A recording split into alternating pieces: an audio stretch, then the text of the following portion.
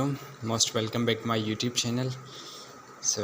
इस वीडियो में हम डिस्कस करेंगे कि जो भी लॉज वगैरह हैं, जो नंबर सिस्टम के बेस्ट इडियम्स हैं, उसको हम डिस्कस करेंगे।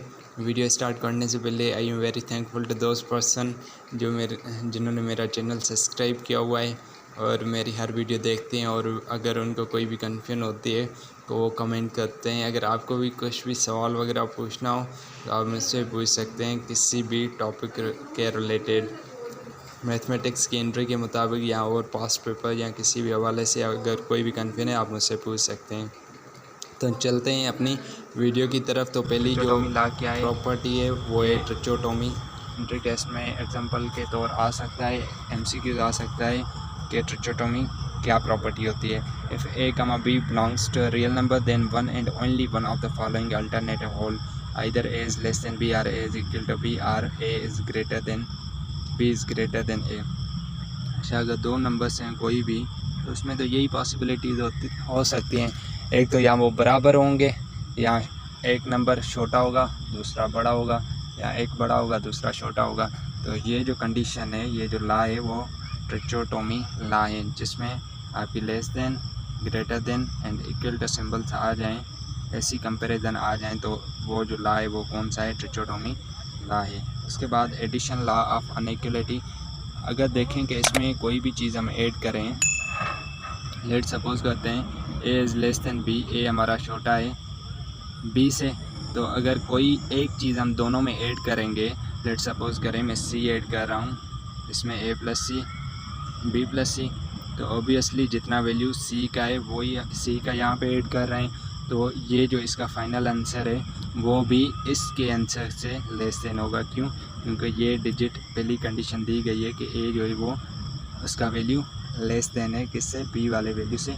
तो ऑब्वियसली जो भी ऐड करेंगे, लेट सपोज करें ए 5 है और बी हमारा 7 है, 5 इज़ लेस देन 7। अभी मैं क्या कर रहा हूँ, इसमें 2 ऐड कर रहा हूँ, दोनों साइड पे 2 में ऐड कर रहा हूँ, तो वो रिज़ल्ट इसका आ जाएगा 7, और ये 7 इज़ लेस देन, ये हो जाएगा 9। तो देखें ये रिज़ल्ट भी हमारा कम आ रहा है, क्योंकि ये प्रॉपर्टीज़ को इसको वैलिड करता है। इसे हम क्या कहेंगे? Addition law of inequality.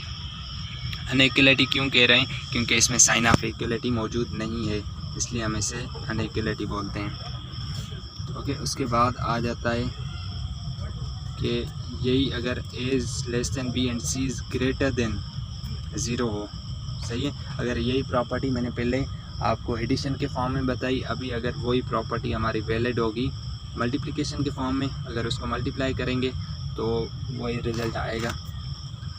उसके बाद जो प्रॉपर्टी आ जाती है डेंसिटी प्रॉपर्टी, ये भी इम्पोर्टेंट एमसीक्यूज़ है जो आपके एग्जाम्स में आता है, एंट्री टेस्ट में भी आता है।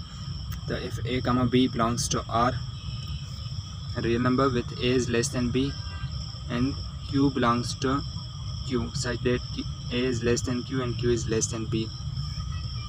तो इसमें आपने क्या याद करना है, क्या कंडीशन इसमें होती है कि if A is less than 0 and B is less than 0, तो इन दोनों को जब ऐड करेंगे वो भी हमारा 0 से कम होगा, और जब हम मल्टीप्लाई करेंगे तो वो 0 से ज़्यादा होगा। ये बात समझ लें, मतलब कि क्या कह रहा है कि अगर लेट सपोज करें ए हमारा 0 से कम है, 0 से कम है उसका मतलब है कि नेगेटिव नंबर है, सही है, और बी भी हमारा नेगेटिव नंबर है, लेकिन हम इन दोनों को ऐड करेंगे तो वो 0 से कम ही आएगा। तो हमें पता है कि जब भी हम नेगेटिव नंबर्स को ऐड करते हैं तो हमारा फाइनल रिजल्ट भी जो है वो नेगेटिव आता है, और जब 2 नेगेटिव नंबर्स को हम आपस में मल्टीप्लाई करते हैं तो minus into minus is equal two plus, तो वो दोनों सेम साइन है, इसलिए उसकी साइन जो है वो तब्दील हो जाएगी और पॉजिटिव हो जाएगा। तो मल्टीप्लिकेशन करेंगे तो ये 0 से बड़ा आ जाएगा। इसका पार्ट एक ये हो गया। दूसरा क्या है कि if A is positive and B is also positive, तो इन दोनों को जब ऐड करेंगे तो भी आंसर पॉजिटिव आएगा, और जब मल्टीप्लिकेशन भी करेंगे, मल्टीप्लाई भी करेंगे, फिर भी हमारा रिज़ल्ट पॉजिटिव आएगा। और उसके बाद अगर ए नेगेटिव हो और बी पॉजिटिव हो तो उनकी देन ए इंटू बी वो हमेशा नेगेटिव आएगी। क्यों नेगेटिव आएगी? क्योंकि हमें पता है कि minus into plus is equal to minus, वो नेगेटिव ही आएगा, मतलब 0 से कम ही आएगा। बाकी अगर ऐड करेंगे तो ऐड फिर वो डिपेंड करता है कि हमने कौन से नंबर लिए हुए हैं। ओके, तो ये आपने चीज़ मतलब कि इसकी 3 कंडीशंस हैं कि हर एक दो नंबर्स के दरमियान कोई ना कोई एक छोटा सा नंबर एग्जिस्ट करता है। जब एग्जिस्ट करता है वो हमारी डेंसिटी प्रॉपर्टी हो गई। लेट सपोज करें ये 1 है और 2 है। अभी इसमें देखें अनफाइनाइट नंबर होते हैं जो मिलके इसको 1 को 2 में तब्दील करते हैं। तो यहाँ पे देखें 0.1 हो गया, 0.2 हो गया, 0.3 हो गया, 0.4 हो गया, 0.9 हो गया।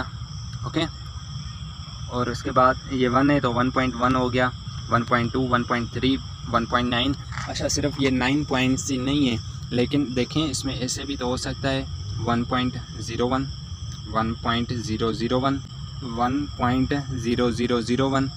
ऐसे अनफाइनाइट नंबर्स होते हैं इन दोनों के दरमियान जो 1 को 2 तक पहुंचाते हैं। तो हर एक दो नंबर के दरमियान एक कोई ना कोई नंबर होता है।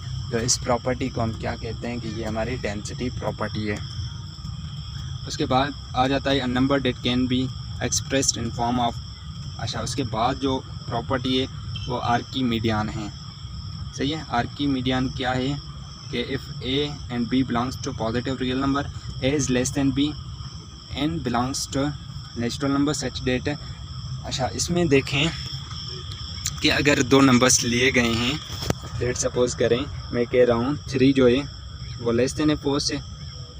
अगर मैं 3 के साथ 2 मल्टीप्लाई कर दूँ तो ये रिज़ल्ट जो है वो हमारा बड़ा हो जाएगा, 6 इज़ ग्रेटर देन 4 हो जाएगा। तो अगर हमें कोई ऐसी कंडीशन दी जाए कि एक पहले छोटा नंबर है, सही है, लेकिन उसको हम बड़ा करना चाहते हैं, कोई भी n नंबर हम उसके साथ मल्टीप्लाई कर देंगे। जब मल्टीप्लाई कर देंगे तो रिज़ल्ट हमारा ऑब्वियसली उससे बड़ा हो जाएगा। तो वो हमारी आर्किमीडियन प्रॉपर्टी है। ये आपने याद कर लेनी है कुछ प्रॉपर्टीज़। तो MCQs में ऐसे आ सकता है कि ये कंडीशन है एंड ये यहाँ से if a is less than b, ये कंडीशन आ जाएगी if a is less than b such that है and a is greater than b। So what this is what property of the set. तो अभी हमें क्या करना है कि ये अगर प्रॉपर्टी हमें याद होगी तो हम इसको आर्किमीडियन प्रॉपर्टी हमें पता है तो इसको हम टिक कर लेंगे। उसके बाद आ जाता है a number date can be expressed in form of. अभी कॉम्प्लेक्स नंबर क्या होता है? कॉम्प्लेक्स नंबर एक होते हैं हमारे रियल नंबर, दूसरे होते हैं कॉम्प्लेक्स नंबर। जब रियल नंबर और इमेजिनरी नंबर के कॉम्बिनेशन को हम क्या बोल रखते हैं कि वो हमारे कॉम्प्लेक्स नंबर है। जैसे रेशनल और इरेशनल नंबर की हमने कॉम्बिनेशन की तो वो हमारे रियल नंबर बन रहे थे। तो real number and imaginary number is equal to complex number. जो कॉम्प्लेक्स नंबर है वो सबसे बड़ा सेट है नंबर्स का। अभी देखें कि क्या सिचुएशन बन रही थी कि इसकी हमें ज़रूरत क्यों पड़ी।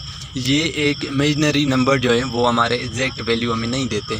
लेट सपोज करें कि मतलब कि वैल्यूज़ जो हमें एग्जैक्ट कैलकुलेशन ना देते हों तो उसको मुहैया करने के लिए हमें एक इमेजिनरी नंबर दिया गया। लेट सपोज करें कि एक एरोप्लेन है वो जा रहा है तो कोई पूछता है कि ये कितना ऊपर है, तो हम इसके लिए बोल देते हैं कि ये इतना ऊपर है, मतलब हम इमेजिन कर लेते हैं कि ये इसके बराबर है। तो सेम इसी तरीके से ये इमेजिनरी नंबर है। और दूसरी बात ये कि लेट सपोज करें मैं आपको कह रहा हूँ कि अंडर रेडिकल मतलब कि हमें कोई भी वैल्यू फाइंड करना हो। जैसे लेट सपोज कर लेते हैं कि हमने तो पढ़ा था कि अंडर रेडिकल 25 की जो अंडर रूट है वो 5 निकल के आ रहा है, अंडर रेडिकल 36 का 6 आ रहा है। तो इसका मतलब है कि अगर हम 5 को 5 के साथ मल्टीप्लाई करेंगे तो हमारा ये रिज़ल्ट आ जाएगा। सही है। अगर सेम इसी तरीके से अगर मैं कहूँ कि अंडर रेडिकल -25 का रूट क्या निकलेगा, सही है, माइनस अंडर रेडिकल 25 का रूट क्या निकलेगा।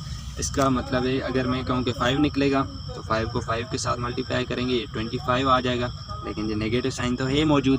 अगर मैं कहूँ कि नहीं -5 आएगा, -5 को -5 के साथ मल्टीप्लाई करेंगे फिर भी ये 25 आ जाएगा पॉजिटिव का। इट मीन्स डेट ऐसे नंबर जिनको नेगेटिव नंबर्स का रूट निकालने के लिए भी काम आ जाते हैं उससे हम इमेजिनरी नंबर बोलते हैं। तो उसके लिए हम सिंबल इस्तेमाल करते हैं जिससे हम आयोटा बोलते हैं। तो इसकी जो आ जाएगी -25 की जो आ जाएगी स्क्वायर रूट वो 5 आयोटा आ जाएगी। सही है। अभी देखते हैं a number that can be expressed in form of A plus B iota. ऐसे नंबर जो ए प्लस बी आयोटा के फॉर्म में लिखे जाएं उससे हम कॉम्प्लेक्स नंबर बोलते हैं। A and B are real number, iota is imaginary unit and it satisfy the equation. तो इन्होंने दिया हुआ है कि आयोटा स्क्वायर बराबर होती है 1 के। ओके सॉरी, आयोटा स्क्वायर बराबर होती है -1 के। तो ये वैल्यू दिया गया है। अगर हम आयोटा का वैल्यू फाइंड करें तो ये -1 के हो जाएगा। तो ये डिनोट जो किए जाते हैं इसके 2 पार्ट्स होते हैं, ए is a real part and B is an imaginary part. अभी देखें ये जो है ये अभी पहला पार्ट जो है वो रियल पार्ट कहलाता है क्योंकि इसमें कोई भी ऐसा आयोटा वगैरह कुछ भी नहीं दिया गया। और जो दूसरा पार्ट है वो हमारा इमेजिनरी पार्ट कहलाया जाता है। ठीक है, ये जो डिनोट किए जाते हैं वो जेड से किए जाते हैं। The solution on equation. अभी ऐसी टाइप की इक्वेशन को सॉल्व करने के लिए हमें इसकी ज़रूरत पड़ी कि कैसी equation, x power -2 is equal to a। अभी ऐसी टाइप की क्वेश्चंस को सॉल्व करने के लिए यहाँ x is equal to under radical -25, जैसे मैंने अभी बताया कि ऐसे टाइप के आंसर कोई सेटिस्फाई नहीं कर रहा था, कोई ऐसा नंबर, इसलिए हमें इन नंबर्स की ज़रूरत पड़ी। उसके बाद आ जाता है कि जो कॉम्प्लेक्स नंबर हैं वो डिनोट किए जाते हैं c से। c थोड़ी सी बोल्ड होगी, उससे रिप्रेजेंट किया जाता है। और set is defined by a, b। अभी a, b को हम a प्लस बी आयोटा भी लिख सकते हैं क्योंकि कामा के बाद एक हमारा रियल पार्ट होता है और दूसरा इमेजिनरी पार्ट होता है और आयोटा हमेशा इमेजिनरी पार्ट से लगती है। तो if real part is 0 it is said to be purely imaginary. अगर इन दोनों का रियल पार्ट क्या हो जाए, 0 हो जाए, तो हम वो कहेंगे वो प्योरली इमेजिनरी है। लेट सपोज करें मैं लिख रहा हूँ 0,2, तो ये जो है वो रियल पार्ट हमारा 0 है, तो ये प्योरली हमारा क्या हो जाएगा, इमेजिनरी नंबर हो जाएगा, प्योरली इमेजिनरी हो जाएगा। अगर सेम इसको मैं उल्टा कर दूँ 2,0 लिख दूँ, सही है। तो इसको देखें, मैं ऐसे भी लिख सकता हूँ 0 और कामा की जगह +2 की जगह आयोटा। अगर 0 इसमें ऐड करूँगा कोई इम्पेक्ट नहीं पड़ेगा, ये 2 आयोटा सेम। अभी आयोटा है तो इसमें रियल पार्ट तो है ही नहीं, प्योरली इमेजिनरी है। इसी तरीके से अगर मैं इसको ऐसे लिखूँ 2 + 0 आयोटा, अभी 0 आयोटा के साथ मल्टीप्लाई करूँगा तो सारा 0 हो जाएगा और 2 + 0 = 2। अभी ये पूरा क्या है, रियल पार्ट है। ओके, अभी ये ग्राफ दिया गया है कि एक पार्ट जो है वो हमारा रियल होता है और दूसरा हमारा इमेजिनरी पार्ट होता है। कि देखें ये हमारा रियल पार्ट है और ये हमारा इमेजिनरी पार्ट है। अगर मैं नंबर लाइन शो करूं तो ये लेट सपोज करें ये a है, ये b है, तो इसको मैं ऐसे रिप्रेजेंट करूंगा a + b आएगा। ओके, उसके बाद imaginary part is 0 it is said to be purely real, अभी मैंने आपको बताया। उसके बाद आ जाता है z = 2 + 3 iota is a complex number. तो ऐसी फॉर्म में जो भी नंबर लिखे जाएंगे वो कॉम्प्लेक्स नंबर होंगे। इक्वलिटी की बात करते हैं, a, b = c, d। तो इसका मतलब ये होता है कि पहला जो कंपोनेंट है वो सेकंड के कंपोनेंट के बराबर होगा और जो सेकंड कंपोनेंट है वो इस आर्डर पेयर के सेकंड कंपोनेंट के बराबर होगा, सही है। और जब एडिशन की बारी आएगी, अगर a, b को मैं ऐड करूं, अगर मैं a, b को ऐड करूं c, d में, तो ये हो जाएगा a + c और कामा सेम और b, d। मतलब पहले जो भी एलिमेंट है उसको पहले से करूँगा और जो सेकंड है उसको सेकंड से करूँगा, b + d। ये हो जाएगा, ये हमारी एडिशन हो जाएगी। अगर सेम तरीके से यहाँ पे सब्ट्रैक्शन होती तो a - c कर लेता, b - d कर लेता। ओके, तो ये हो गई। अभी जो मल्टीप्लिकेशन है, मल्टीप्लिकेशन का थोड़ा सा जो है वो डिफरेंट है। a b c d। अभी ये आपने क्या करना है कि AC इसको एक को C के साथ मल्टीप्लाई कर देना है, बीच में माइनस देनी है, फिर इसको इसके साथ मल्टीप्लाई कर देना है, तो ये हो जाएगा AC - BD। फिर आपने क्या करना है, A और D को आपस में क्या करना है, ऐड करना है। तो ये AD और प्लस इन दोनों को ऐड कर देना है, तो ये हो जाएगा BC। सही है, सिंपल प्रोसेस है, सिंपल फार्मूला है। पहले आपने क्या करना है, इन दोनों को मल्टीप्लाई करना है, बीच में साइन देनी है, फिर इनको मल्टीप्लाई करना है, फिर कॉमा उसके बाद इसको ऐसे डायगोनल के साथ करना है, और ऐसे करेंगे तो बीच में नेगेटिव साइन आएगी और बी को सी के साथ मल्टीप्लाई कर देंगे, ये हमारा हो जाएगा AC माइनस BD और AD प्लस BC हो जाएगा। ओके, उसके बाद डिवीजन जो है, डिवीजन में आपने क्या करना है, A, B divide by C, D। ये आप तो पढ़ के आए होंगे फार्मूला, बस आपने फार्मूला याद रखना है कि ये AC plus BD BC minus AD अपान में जो होता है वो इसमें एक्स्ट्रा आ जाता है कि C² प्लस D² आपने दोनों के अपान में दे देना है। तो इंशाल्लाह हम नेक्स्ट वीडियो में प्रॉपर्टीज़ ऑफ कॉम्प्लेक्स नंबर पढ़ेंगे। Till the time take care, अल्लाह हाफिज़।